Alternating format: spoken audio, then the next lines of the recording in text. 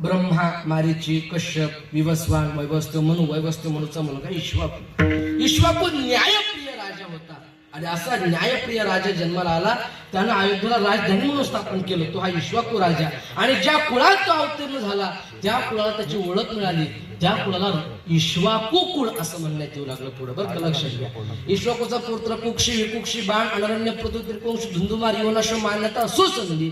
सुसंधीला 2 मुलं, ध्रुवसंधी, प्रसेनजित. त्यातल्या ध्रुवसंधीचा मुलगा भरत, आशिष, सगत, असमंजित, अंशुमान, दिलीप आणि भगीरथ. ज्यानं गंगा आणली का नाही तो हा भगीरथ. भगीरथच्या पुराचं नाव कुकुस्त, कुकुस्तच्या पुराचं नाव रघु. रघु अत्यंत न्यायप्रिय राजा होता, अत्यंत महान राजा होता. एवढा महान राजा या इक्ष्वाकू कुळात जन्माला आला. म्हणून इक्ष्वाकू कुळ म्हणजे इक्ष्वाकू राजाची ओळख होती ना ती काढली आणि रघुचं नाव जोडलं. म्हणून रामप्रभूचा कुळ रघुकुल री रघुकुळ या राजाचं.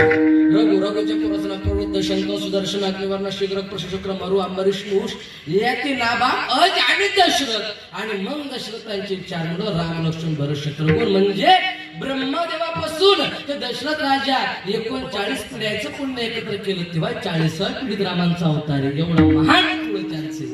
साधं नाही, लय तर लय पुण्य करावं लागतं तेव्हा कुठं नामस्मरण करणारा मुलगा, साधना करणारा मुलगा आपल्या पोटी येतो. ही जी रत्न आहेत ना त्यांच्या